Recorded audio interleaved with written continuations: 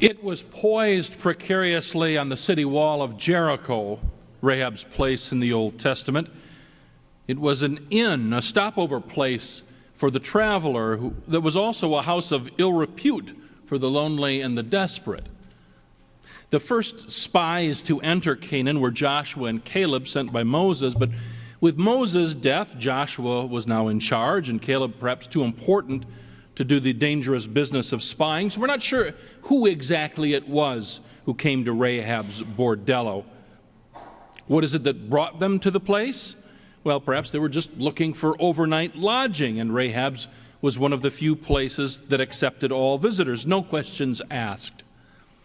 I have a hard time believing that there were no other lodging choices in Jericho. No room at the Jericho Hampton Inn? And there are some indications in the word use here that perhaps the scouts did more than sleep that night at Rahab's. But I'm making assumptions. There's no mystery about Rahab as far as the rest of Jericho was concerned. Start with her name. The name Rahab is wordplay based on a term for female genitalia. To say that Rahab is a prostitute is like saying the undertaker was named Digger, or the surgeon was named Dr. Cutter. Everyone knows what and who she is. When the king finds out that scouts are loose in Jericho, he immediately says, they must be at Rahab's place. For a passage that ultimately hinges on a clandestine deal, everybody seems to know everybody else's business in Jericho. But Rahab, for reasons the passage seems to tell us are both personal and theological, betrays her king. She hides the spies, and she makes a deal to spare her family when the Hebrews come back to take the city and massacre its inhabitants. The crimson cord tied in Rahab's window will be sign and signal to the Hebrews that this house, this family, is to be spared. The temptation, it seems to me, through the ages has been to see Rahab exclusively through the dewy lens of piety, seeing in her decision to shelter the foreigners only a truly open and converted heart. All that might be true, but we also might see in her behavior a hardened realist who sees which way the winds of power are blowing and aligns herself not for any higher purpose than to protect her family and her own self-interest. So which is it to be? Is Rahab a hardened realist or a reborn idealist? Was she a hero of the faith, as proclaimed later on in the books of James and Hebrews, or was she simply an opportunist making the best deal she could in terrible circumstances? As I struggled with this the other day and thought about that, I thought of my dear old sainted mother and remember that there were three things she hated to be called: dear, old, and sainted. She was a feisty, spirited, fierce woman whose spirit did not grow dim with age. She also worried about everybody and fretted over every decision she ever had to make. She desperately tried to do the right thing and to be a blessing on others. And she allowed me to know her well enough to know that what went on inside of her as she struggled to do the right thing were not the serene reflections of the saintly, but powerful mixtures of love and anger, gratitude and resentment, frustration and hope. And out of that very human cauldron of emotions and motivations came acts of real kindness and compassion. Was she a saint? I can hear her laugh at such a suggestion even now. So perhaps we shouldn't burden Rahab with our projections of saintliness, making her into the quintessential whore with a golden heart. Just as importantly, let us not dismiss her as just another imperfect vessel that God used for the salvation of Israel and the edification of souls. Maybe she was something else, something more real than our projections of saintliness or harlotry. Georgine Williams, a middle-aged woman from Cleveland, Ohio, decided that she wanted to be in better shape for the second half of her life. So she started to train for a half marathon, a race of 10 miles.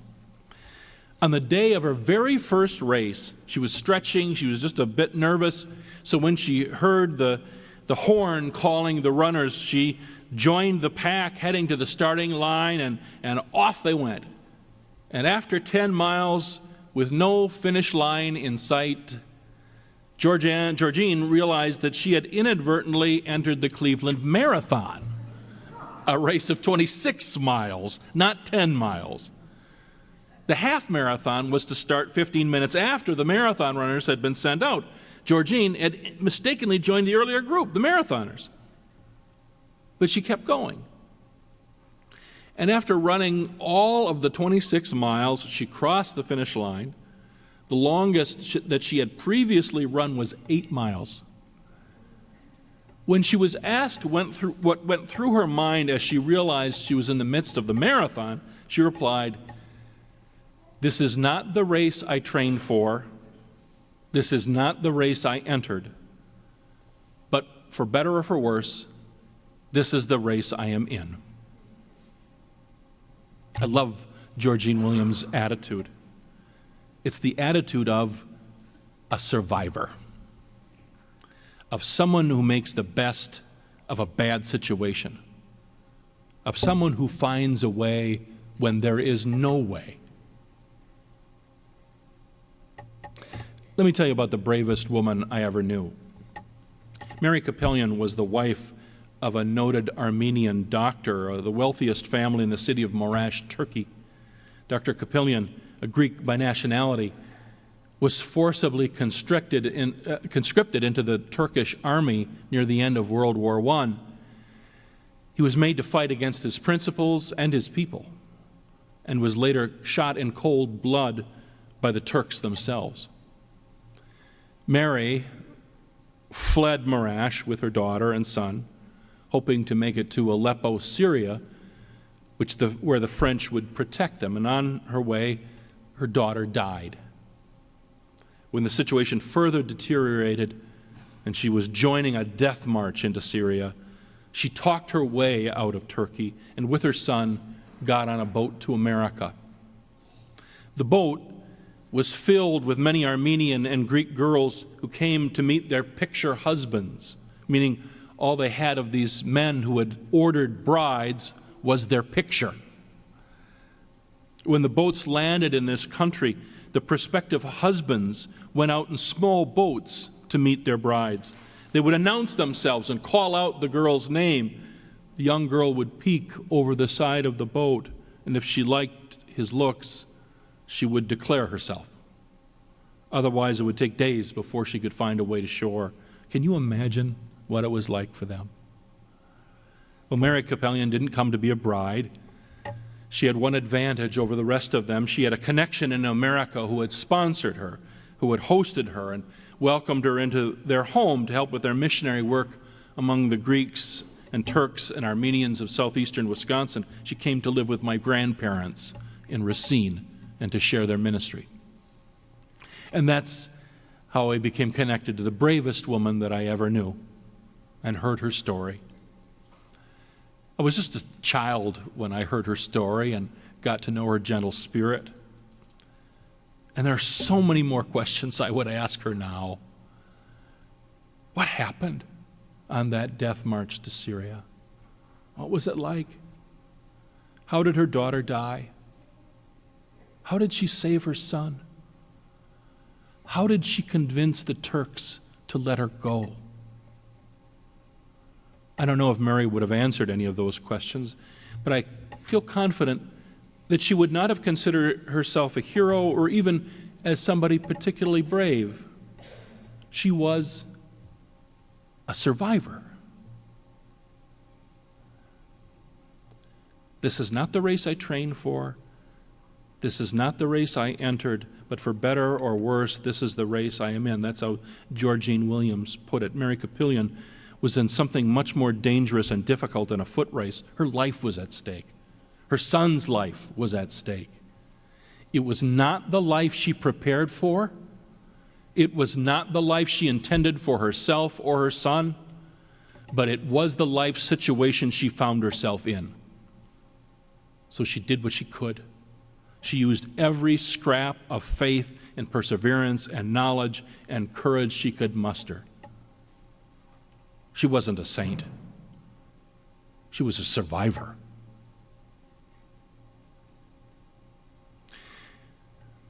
In her introduction to the book, More Bad Girls of the Bible, UCC pastor Barbara Essex writes this about Rahab and some of the other women that we'll be talking about in the next few weeks. Their stories showcase women's power in the midst of oppressive patriarchy. They exercised power, subversive rebellion, creative expression, quick thinking, and the claiming of voice and action. These women were complex and spiritual beings. They found ways to overcome social limitations and to make a difference. That's Rahab, isn't it? A woman of courage, creativity, quick thinking, voice, action, power, even in the midst of the culture of that day. Her name might have reduced her to the role of prostitute, of madam, but her actions were those of a complex and spiritual being, a woman in full, a survivor.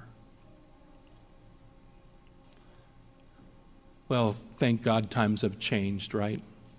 Thank God women don't have to deal with the limitations and oppressions of patriarchal culture anymore. Some of us have been following the Harvey Weinstein trial quite closely. The disgraced Hollywood producer was found guilty this week on 2 criminal charges of sexual assault and rape in the 3rd degree. He was acquitted of more serious charges. More than 100 women, calling themselves silence breakers, had come forward to accuse Weinstein of sexual assault. One of them observed that it only took the word of 100 women to convince Weinstein of 2 lesser charges. Now, as then, it is the survivors that must find their voice, take their power, assert whatever influence they can find to speak the truth to us and to the next generation. Rahab's courage provided the crimson cord of mercy, of life to her family. Mary Capillion's bravery provided the crimson cord of mercy, of life to her son. The silence breakers of the Me Too movement are similarly working to provide a crimson cord around every workplace, every college campus, every street, school, and home where harassment, abuse, and assault threaten.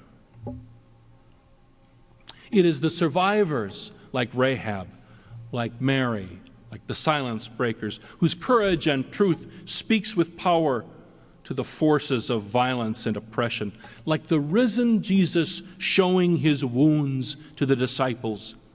They proclaim through their ongoing struggle that death and violence will not and cannot be the final word of our lives. Like them, Jesus was a survivor. And our faith comes from the crimson cord of mercy and truth that he has draped around us. Or didn't you know that we owed our faith to a survivor? Amen.